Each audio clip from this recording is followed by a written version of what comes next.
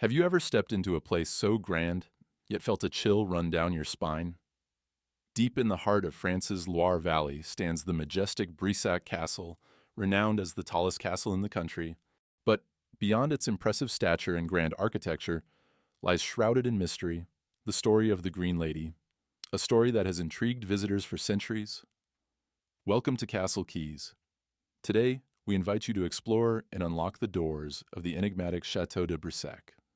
As we delve into its very rich and intriguing history, we'll uncover tales that have left an indelible mark on its legacy. What secrets are hidden within its ancient walls? And who was the Lady in Green? In the heart of France's enchanting Loire Valley, where the gentle murmur of the Aubance River weaves through green vineyards and ancient forests, stands a colossal edifice, a sentinel of time and tales. Let's step back to the beginning in the 11th century, a time when the Counts of Anjou sought to fortify their dominion. Upon the command of Fulk III, known as Fulk Nera, a great fortress began to take shape. This was the genesis of what we now know as Chateau de Brissac.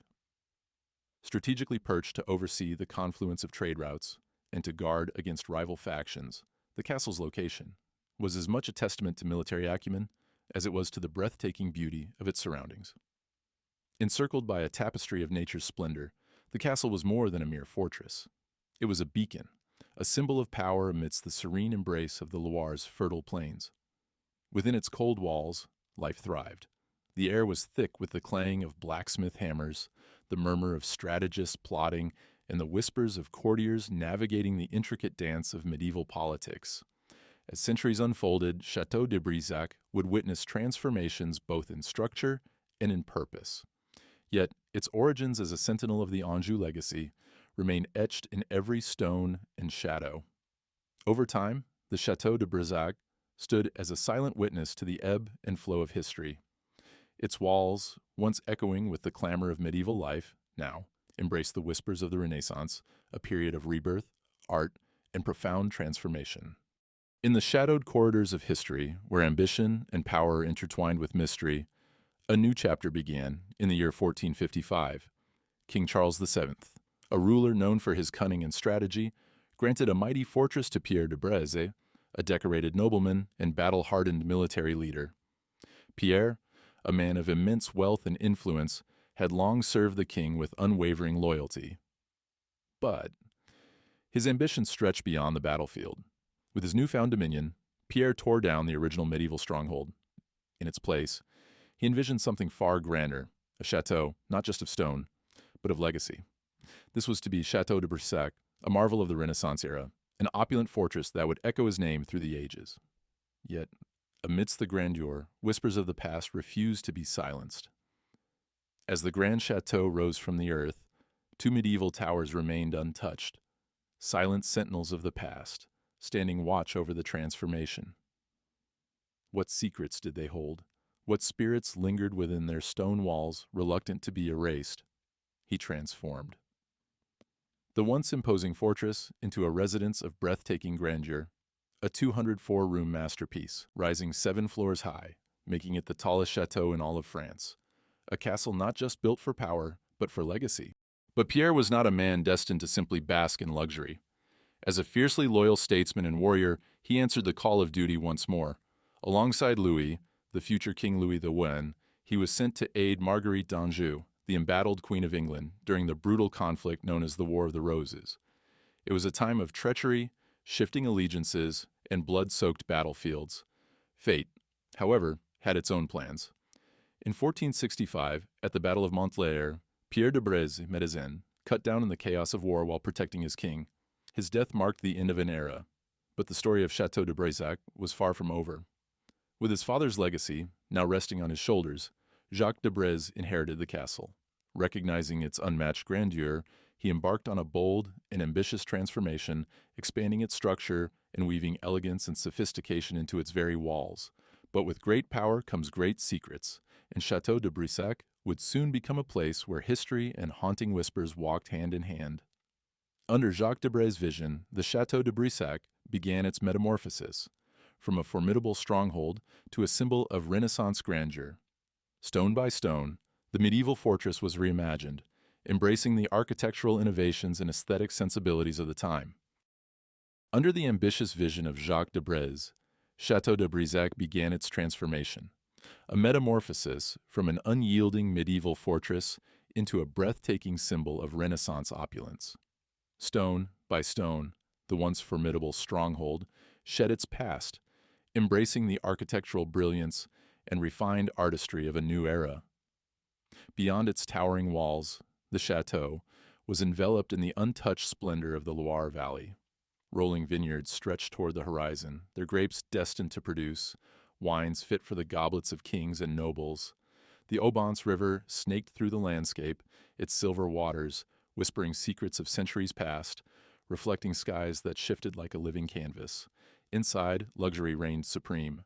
Rich tapestries draped the walls, each thread woven with tales of valor, betrayal, and forbidden love.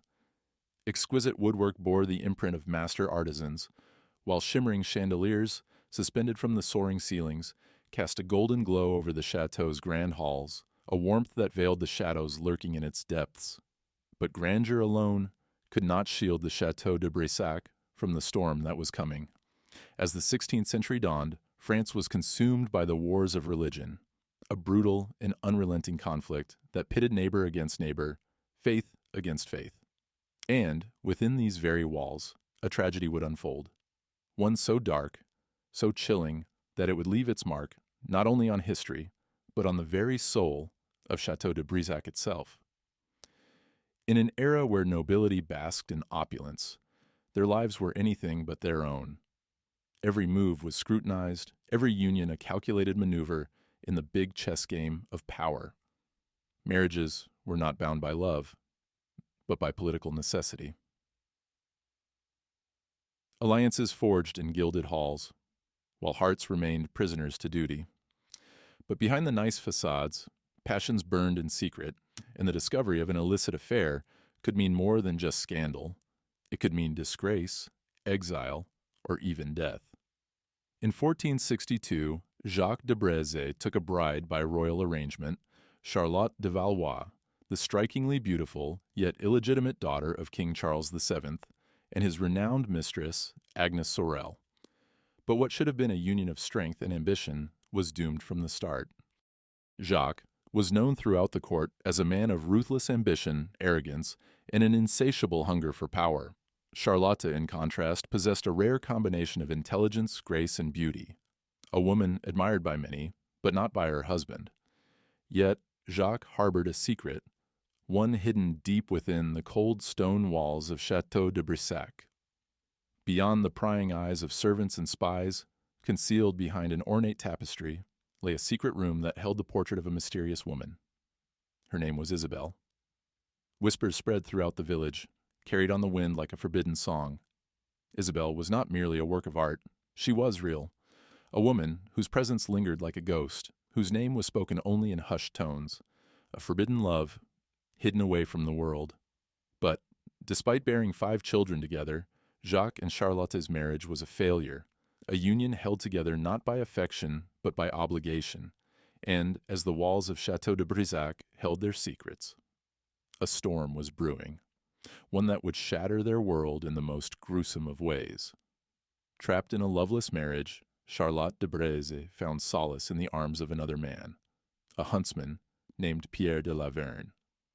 By day, she played the role of the noblewoman, her every move dictated by duty and expectation. But by night, she shed the facade, surrendering herself to forbidden passion in the secluded rooms of one of the castle's towers. In a world where secrets never stayed hidden for long, whispers of betrayal crept through the stone halls like a growing storm. Jacques had long suspected his wife's infidelity, but suspicion alone was not enough. He needed proof, and then, one fateful night, proof came knocking. One night, one servant awoke Jacques and told him what was going on, whispering of hushed footsteps and stolen moments behind locked doors. Enraged, Jacques stormed through the castle hallways, the echoes of his footsteps, a death knell for the lovers within. He found them, red-handed, defenseless, tangled in each other's embrace. Blinded by rage, he drew his sword and struck them down. Some say he stabbed them both. Others whisper that he drove his sword through Pierre and strangled Charlotte with his bare hands, watching as the life drained from her eyes. But death was not the end. That blood-stained night gave birth to one of the most terrifying hauntings in France, the Green Lady of Chateau de Brissac. From the moment of her violent demise, Charlotte Brissac never left the castle. Bound by her tragic fate, she lingers within its walls, a restless specter of vengeance and sorrow. The current residents, visitors, and locals have all felt her presence, their hearts gripped by an unshakable dread. The Green Lady is most often seen in the tower rooms above the chapel, where she found her final days. Cloaked in her emerald green dress, she wanders the halls, a specter caught between this world and the next. Rumors are that her face it is that strikes the pure terror into those who see her. For if the Green Lady turns to you, if her hollow gaze meets your eyes, you will see the horrifying truth. Her face is no longer human. Where her eyes and nose once were, there are only gaping holes, dark and empty as the abyss itself. She does not rest. She does not forgive. She waits. The Green Lady's curse is not confined to mere sightings. As dawn approaches, in the coldest hours before the first light, her mournful moans drift through the castle, a chilling lament that seeps through the stone walls like the echoes of a forgotten tragedy. Those who have dared to spend the night speak of a shadowy figure at the foot of their bed, watching in eerie silence. Some claim to have felt an icy presence, an unseen force lurking in the corners of darkened rooms. Others, too terrified to speak, refuse to enter certain rooms after nightfall. Yet, the most terrifying legend of all is whispered in hushed voices, the midnight wail. At the stroke of midnight, an inhuman scream pierces the silence of Chateau de Brissac, a sound so unearthly, so gut-wrenching, that those who have heard it describe it as the wail of the damned. A cry of agony, a soul forever trapped between this world and the next. The tale said that even Jacques Brissac himself, the man who spilled the blood that birthed the legend, was not immune to the vengeance of the dead. It is said that he fled the castle in terror shortly after the murders, tormented by relentless apparitions, shadows in the hallways, whispers in the dark, two figures always watching, always waiting. Despite her tragic past, the Green Lady is not considered a malevolent spirit. She does not harm those who cross her path, nor does she seek revenge. She is simply there, waiting, bound to the castle by love, by betrayal, by death. But the Green Lady's sorrow is not the only specter that lingers within these ancient walls. The castle has long been a stage for violence, war, and restless spirits. During the French Revolution, the castle became a place of desperation and slaughter. Aristocrats fleeing the revolutionary forces sought refuge within its walls, believing its towering presence could shield them from the wrath of the people. They were wrong.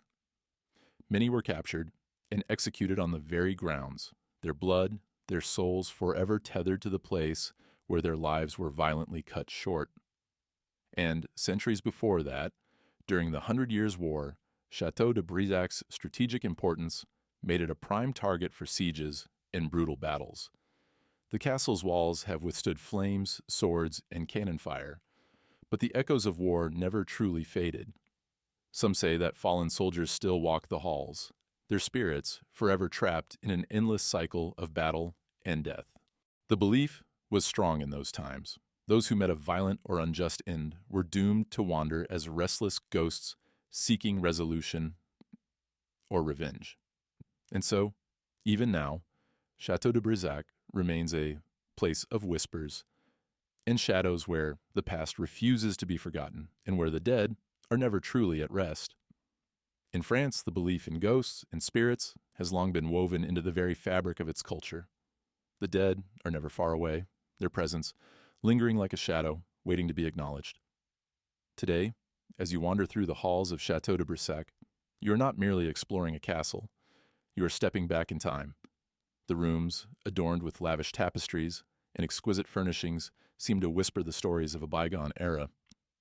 Every corner of this monumental edifice holds the weight of secrets, sorrows, and tragedies passed down through centuries.